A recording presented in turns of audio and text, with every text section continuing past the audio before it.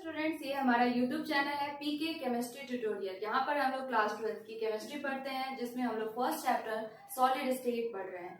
ठीक है, ये हमारा 6th लेक्चर होगा, जिसमें आज हम लोग पढ़ेंगे वॉइड्स या फिर एम्प्टी स्पेस इन सॉलिड। ठीक है, सॉलिड को पैक करने के दौरान जो एम्प्टी स्पेस उसमें रह जाता है, वो एम्प्टी स्पेस को हम लोग वॉइड्स बोलते हैं, और इसी वॉइड्स के बारे में आज हम लोग डील करने वाले हैं। ठीक है, लास्ट लेक्चर में हम लोगों ने कोऑर्डिनेशन नंबर पढ़ा था, जिसमें हम लोगों ने सीसीपी, एफसीसी, ये सारे स्ट्रक्चर्स के हम लोगों ने कोऑर्डिनेशन नंबर निकाले थे, जो कि बहुत ज्यादा इंपॉर्टेंट है हमारे बोर्ड के पॉइंट ऑफ व्यू से। ठीक है, तो आज की लेक्चर हम लोग स्टार्ट करते हैं।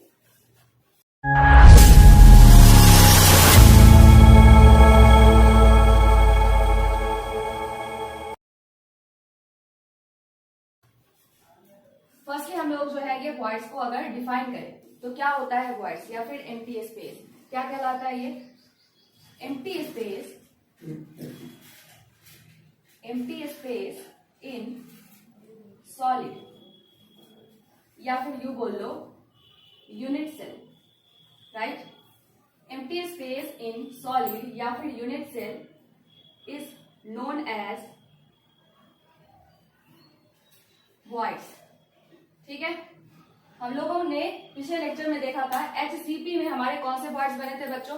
अगर आप लोगों को याद होगा तो वहां हम लोगों ने देखा था टेट्राहेड्रल वॉइड्स, है ना, जो कि हमारे 4 मेंबर से 4 एटम से अटैच होकर के वॉइड्स बना था, जिसको हम लोगों ने टेट्राहेड्रल वॉइड्स देखा था। और वही हम लोगों ने FCC या फिर जो है हम लोगों ने CCP स्ट्रक्चर में देखा था कि हमारे जो वॉइड्स हैं वो कौन से बन रहे थे?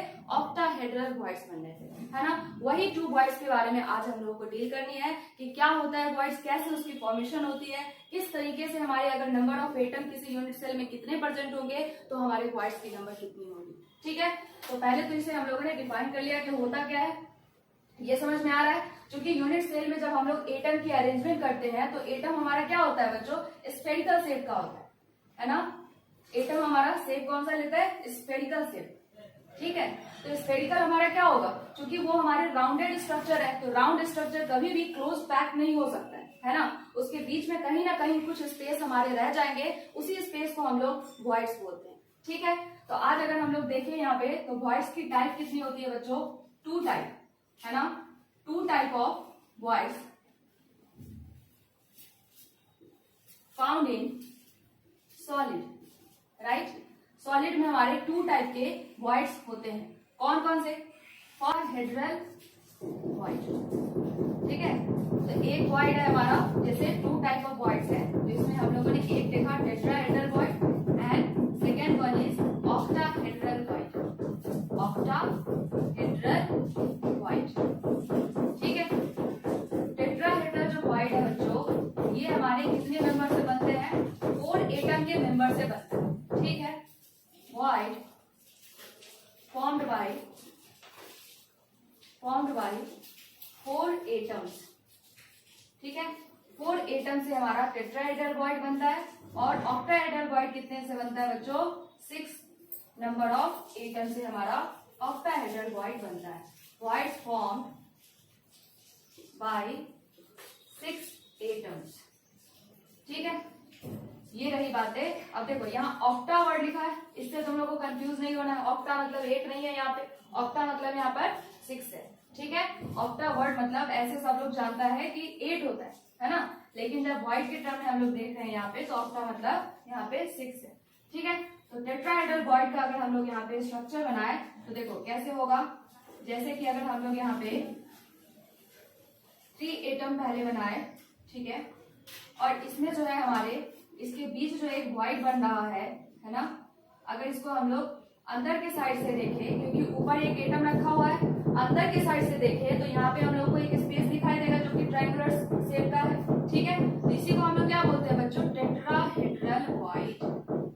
ठीक है, टेट्राहेड्रल वॉइड, इसको हम लोग T से डिनोट करते हैं। ठीक है, इसी का अगर आप लोग और अच्छे से देखना चाहते हो तो देखो, ट्रायंगुलर बनाना है तो इसे ट्रायंगुलर शेप का जो है एटम बना ले। ठीक है, ऊपर एक एटम रखे जो इसके हमारे सेंटर में रखा था, उसको अगर इससे जोड़े हम लोग तो ये पिरामिड शेप टाइप का बन रहा है। ठीक है, तो इसको हम लोग क्या बोल सकते हैं? ये जो स्पेस है, ऐसा ही स्पेस दिखाई देता है हम लोग को एटम के बीच में, और इसी को हम लोग क्या बोलते हैं? Tetrahedral void. क्लियर है? तो ये रही बातें टेट्राहेड्रल वॉइड्स। अगर हम लोग यहाँ पे एक फॉर्मूला देखें टेट्राहेड्रल क्वार्ट्ज में तो क्या होता है, अगर number of atom in unit cell is equal to n है। मान लेते हैं कि कोई यूनिट सेल हमारा n नंबर ऑफ एटम से बना है तो उसमें नंबर ऑफ क्वार्ट्ज कितने बने, है ना, और कौन से क्वार्ट्ज, टेट्राहेड्रल। तो नंबर ऑफ टेट्राहेड्रल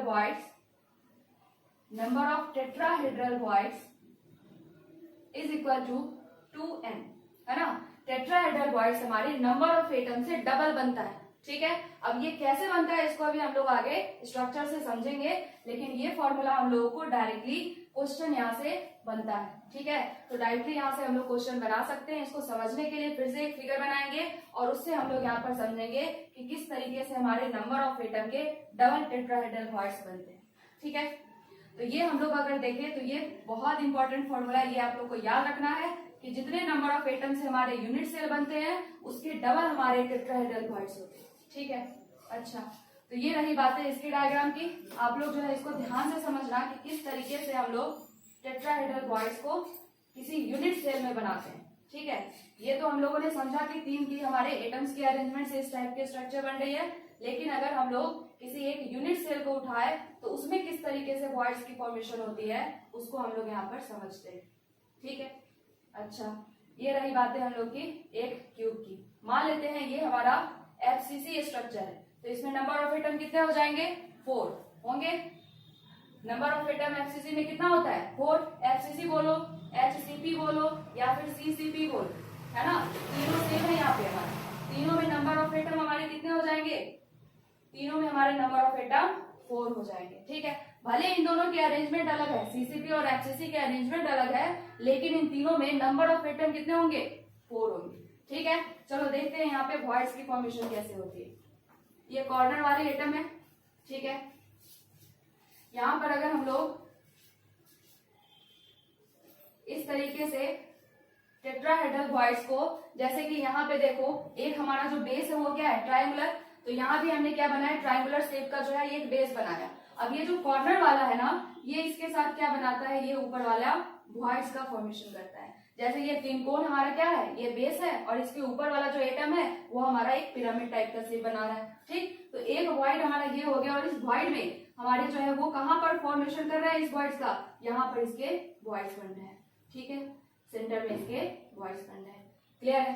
तो ये रही बात है एक वॉइड्स की। अच्छा, नेक्स्ट अगर हम लोग देखें यहाँ पे तो ये चीजें हमारे यहाँ पर भी फॉर्म कर सकता है, ठीक है, यहाँ पर भी फॉर्म कर सकता है। तो एक ट्रायंगल यहाँ बना दिया हमने, और इसको जो है इस तरीके से पिरामिड टाइप का शेप बना सकते हैं, ठीक है। तो एक वॉइड यहाँ पर बन गया, क्लियर है, ठीक है। तो ये वॉइड हमारा ये बन गया। अगर इस क्यूब में अगर हम लोग डायगोनल ले, ठीक है, तो अच्छा आप लोग ये बताओ कि एक क्यूब में डायगोनल के कितने नंबर के होते हैं, कितने नंबर होते हैं टोटल डायगोनल। एक क्यूब में अगर टोटल डायगोनल हम लोग निकाले तो 4 होता है ना। तो डायगोनल में अगर हम लोग यहाँ पे वॉइड्स देखें तो एक वॉइड हमारा यहाँ बन रहा है और एक वॉइड हमारा यहाँ बन रहा है ना। 2 वॉइड्स हमारे एक डायगोनल पर बन रहा है, और टोटल डायगोनल हमारे एक क्यूब में कितना होता है, टोटल हमारा डायगोनल जो है ये 4 होता है, ठीक है। Number of diagonal in any cube, ठीक है, इज इक्वल टू 4। मतलब डायगोनल 4 है और नंबर ऑफ एटम भी 4 है, तो यहाँ पे हमारे जो है वो नंबर ऑफ टेट्राहेड्रल क्वार्ट्ज कितने हो जाएंगे बच्चों। देखो एक डायगोनल पे अगर 2 क्वार्ट्ज बन रहे हैं तो टोटल डायगोनल 4 है, तो टोटल टेट्राहेड्रल क्वार्ट्ज कितने हो जाएंगे, 2 into 4 इज इक्वल टू 8। ये क्लियर है। तो अगर 4 नंबर ऑफ एटम यहाँ पे आ रहा है तो हमारे क्वार्ट्ज कितने बन रहे हैं, 8 बन रहे हैं। तो ये फॉर्मूला हमारा सेटिस्फाई हो गया है कि नहीं, कि अगर नंबर ऑफ एटम हमारे n है तो हमारे टेट्राहेड्रल क्वार्ट्ज कितने हो जाएंगे, 2 है। उसी तरीके से यहाँ पे हम लोगों ने प्रूफ कर दिया कि अगर डायगोनल की नंबर हमारे पास 4 है, इट मींस कि हर डायगोनल पे हमारे कितने नंबर होते हैं एटम के, एटम बोल लो या फिर डायगोनल बोल लो, उतने हमारे कितने हैं यहाँ पे 4 है। तो यहाँ पे हमारे क्वार्ट्ज कितने आ रहे हैं, टेट्राहेड्रल क्वार्ट्ज 8 आ रहे हैं। तो डबल हुआ कि नहीं हुआ। इस तरीके से हम लोगों ने देखा कि क्वार्ट्ज हमारे टेट्राहेड्रल डबल होता है, ठीक है। नेक्स्ट हम लोग ऑक्टाहेड्रल क्वार्ट्ज पढ़ेंगे, उससे पहले आप लोग इसका स्क्रीनशॉट ले लें, ठीक है। तो नेक्स्ट अब हम लोग देखेंगे यहाँ पर टेट्राहेड्रल क्वार्ट्ज हम लोगों ने देख लिया है, अब हम लोगों को ऑक्टाहेड्रल क्वार्ट्ज देखना है। तो पहले इसके अगर हम लोग स्ट्रक्चर बनाए बच्चों, तो ऑक्टा मतलब यहाँ पे क्या है 6, ठीक है। तो पहले तो आप लोग जो है 6 एटम को अरेंज करना सीखो, किस तरीके से हम लोग अरेंज करते हैं। ठीक है, ये हमने पहले ट्री बना लिया। अब जो है यहाँ पे ठीक है, ये हमारा, इसको जो है आप लोग ठीक से बना सकते हो।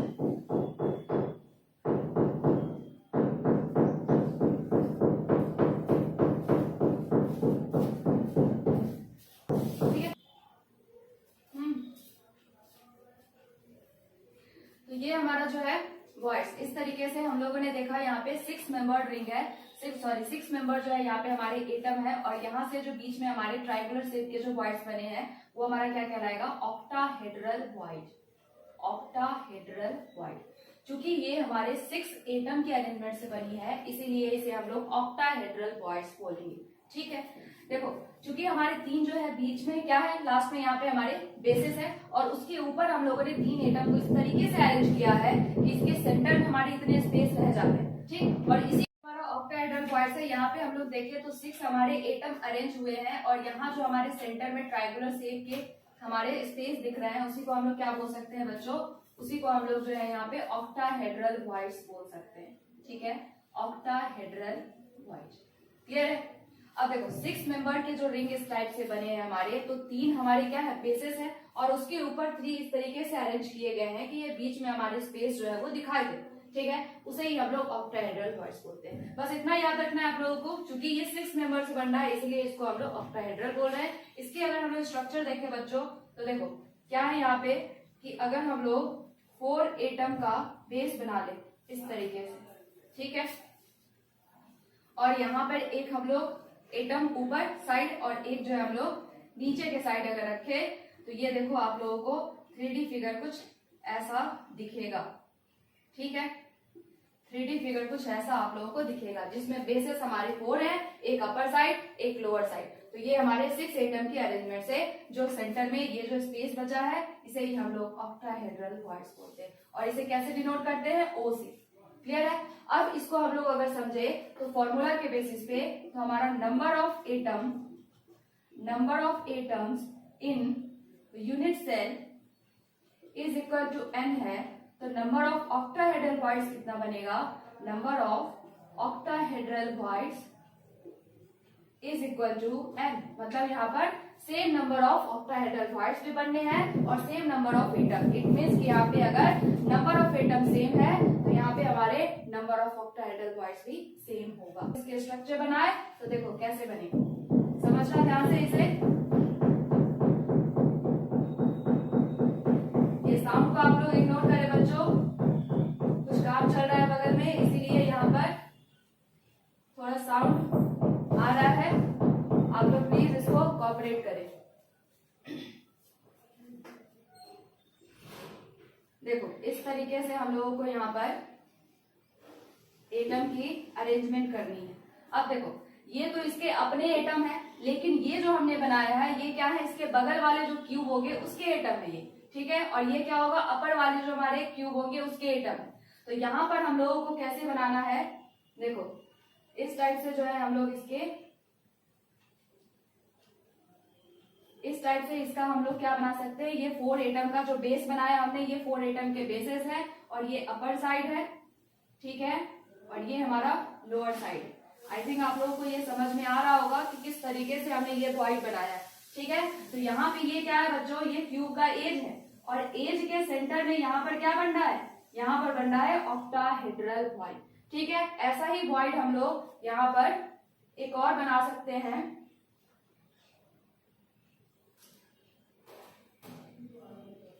ठीक है,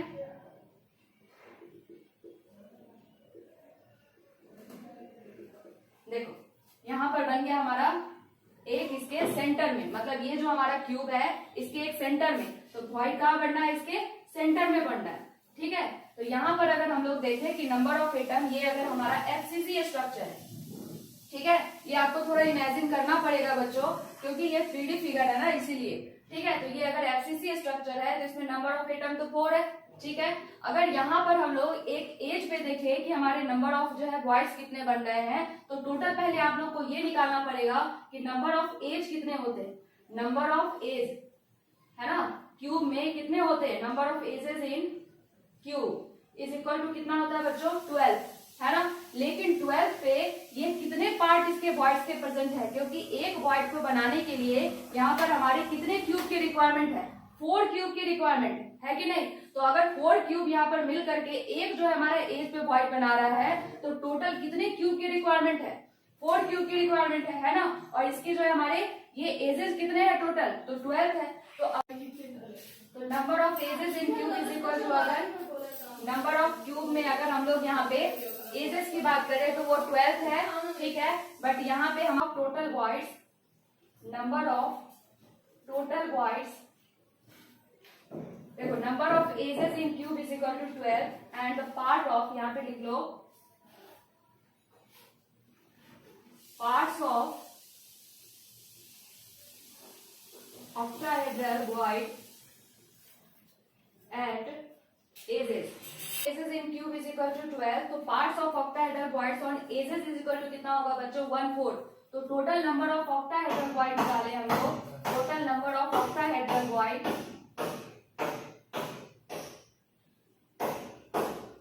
तो 12 इंटू 1/4, तो यहाँ से हमारे एजेस पे कितने आ जाएंगे 3, है ना। और एक हम लोगों ने क्या देखा बच्चों, सेंटर पे है, तो वन एट सेंटर पोजीशन, है ना। तो टोटल कितना हो गया बच्चों, total number of octahedral voids at edges, है ना, इसको एजेस लिख सकते हैं हम लोग, इज इक्वल टू 3। तो यहाँ पर एजेस पे हमें हमारे टोटल वॉइड्स कितने बनेंगे, 3 बनेंगे, ठीक है। लेकिन सेंटर पे एक है, तो टोटल वॉइड कितना होगा बच्चों, octahedral voids is equal to 3 + 1 is equal to 4। तो यहाँ देख रहे हो आप लोग कि एफसीसी का नंबर यहाँ पे 4 है, इट मीन्स कि यहाँ पे नंबर ऑफ एटम एफसीसी में हमारे 4 होते हैं, तो ऑक्टाहेड्रल वॉइड्स कितने आए 4। इससे हम लोग कह सकते हैं कि हमारा नंबर ऑफ एटम अगर यूनिट सेल में n है तो हमारा ऑक्टाहेड्रल वॉइड्स भी n होगा, जैसे कि अगर 4 है तो वो 4r, ठीक है। ये आप लोगों को बहुत ज्यादा इजी होगा, कैलकुलेशन में बहुत ज्यादा आसान होगा इसको सॉल्व करने में, क्योंकि ऑक्टाहेड्रल वॉइड्स के हमारे अरेंजमेंट इस तरीके से है और टेट्राहेड्रल वॉइड्स हमारे डबल होते हैं, ठीक है। ले ले इसका स्क्रीनशॉट। तो नेक्स्ट अब हम लोग देखेंगे यहाँ पे कि अगर किसी भी यूनिट सेल की अरेंजमेंट होती है तो उसमें हमारे वॉइड्स कहाँ पर रहते हैं और जो हमारे जो यूनिट सेल के एटम है वो हमारे कहाँ पर होते हैं। अगर हम लोग यहाँ पे एग्जांपल एक आयनिक कंपाउंड का ले, ठीक है, अगर हमारे पास कोई आयनिक कंपाउंड है मान लेते हैं, तो यहाँ पर आयनिक कंपाउंड हमारे किन चीजों से बनता है बच्चों, केटायन एंड एनायन, क्लियर है। 2 चीजों से हमारा जो है आयनिक कंपाउंड बनता है। तो यहाँ पर जो एनायन की अरेंजमेंट है बच्चों, एनायन जो रहता है ये हमारा क्या बनाता है, यहाँ पर जो हमारे एनायंस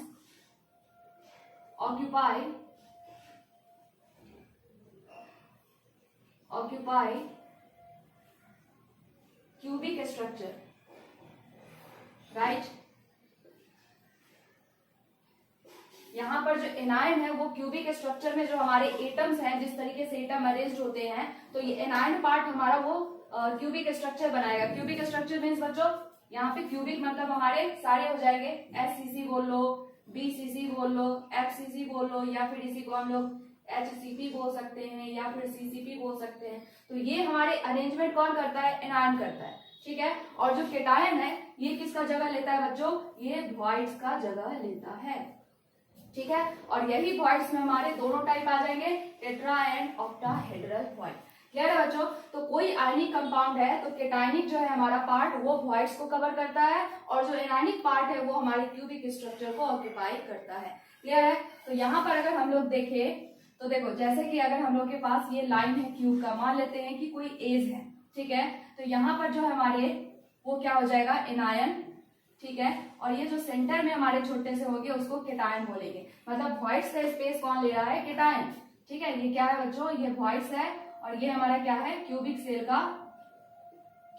का जो हमारा एजेस है, ठीक है, क्यूबिक एज, क्लियर है, समझ में आ रहा है। तो क्यूबिक एज मतलब क्यूब की जो अरेंजमेंट है वो एनायन पार्ट करता है, जो कि हमारा क्या होगा बच्चों, यहाँ पे कोई भी स्ट्रक्चर यहाँ पे फॉर्म कर सकता है, और जो हमारा वॉइड है वो किसको ऑक्यूपाई करेगा, केटायन को ऑक्यूपाई करेगा। इससे हमारे जो है क्वेश्चन बहुत सारे सॉल्व होते हैं। देखो एक क्वेश्चन मैं आप लोगों को बताती हूँ यहाँ पे कि अगर हमारे पास एग्जाम्पल के तौर पे, ठीक है, टू हमारे पास एलिमेंट है, मान लेते हैं कि एक्स एंड वाई हमारे टू टाइप के एलिमेंट हैं, जिसमें हमारे एक्स और वाई दो टाइप के स्ट्रक्चर से कोई कंपाउंड बना है, ठीक है। तो एक्स जो है ये अगर ऑक्यूपाई कर रहा है, एक्स ऑक्यूपाई सीसीपी स्ट्रक्चर, ठीक है, ये क्या कर रहा है बच्चों, ये सीसीपी स्ट्रक्चर को बना रहा है एक्स, और वाई जो है हमारा क्या बना रहा है, ये वॉइड बना रहा है, ठीक है। और कौन सा वॉइड, ऑक्टाहेड्रल मान लेते हैं, ये हमारा एग्जाम्पल है, ठीक है। तो हम क्वेश्चन हमारा रहेगा कि इस जो हमारे अरेंजमेंट है इसमें इस पे बेस्ट हमारे स्ट्रक्चर क्या होंगे, मतलब कंपाउंड क्या बनेगा। ये एक्स वाई नाम के एलिमेंट है और उसकी अरेंजमेंट ऐसी है तो उसका कंपाउंड क्या बनेगा, ठीक है। तो चलो इसको देखते हैं कैसे बनेगा। अभी देखो सीसीपी में हम लोग को क्या निकालना है, पहले नंबर ऑफ एटम। यहाँ पे हमारे सीसीपी स्ट्रक्चर अगर फॉर्म कर रहा है तो उसमें number of atoms in CCP कितने हो जाएंगे बच्चों, 4, ठीक है। मतलब 4 एटम से हमारा जो है ये कंपाउंड बना है, अच्छा ठीक है। वॉइड्स इसमें क्या कहा गया है, ऑक्टाहेड्रल वॉइड, तो नंबर ऑफ एटम कितने हो जाएंगे बच्चों, यहाँ पे number of atom in CCP अगर हम लोग देखें तो यहाँ पे 4 है, तो नंबर ऑफ यहाँ पर हम लोग एटम्स या फिर नंबर ऑफ वॉइड्स अगर हम लोग चेक करें तो नंबर ऑफ वॉइड्स यहाँ पे टोटल कितना बनेगा, ऑक्टाहेड्रल वॉइड है ना, नंबर ऑफ ऑक्टाहेड्रल वॉइड्स लिखिए तो ज्यादा सही है, ऑक्टाहेड्रल वॉइड्स कितना बनेगा बच्चों। अभी हम लोगों ने पढ़ा है कि जितने नंबर ऑफ एटम होते हैं उतना ही नंबर ऑफ एटम हमारे ऑक्टाहेड्रल वॉइड्स में होते हैं, तो इतना क्या हो जाएगा हमारा 4, क्लियर है। तो यहाँ पे हमारा क्या आ रहा है बच्चों, यहाँ पे सीसीपी स्ट्रक्चर हमारा कौन बना रहा है, एक्स बना रहा है, तो एक्स के टर्म में हम लोगों ने देखा कि हमारा 4 आया है, और वॉइड्स कौन बना रहा है, वाई, तो वाई के टर्म में हमारा 4 आया है, तो यहाँ पे कंपाउंड क्या बनेगा बच्चों, x4 y4, क्लियर है। यहाँ पे x4 एंड y4, तो इस तरीके से अगर हम इसको निकाले तो 4 से 4 कैंसिल होके कंपाउंड क्या बनना है, xy, क्लियर है।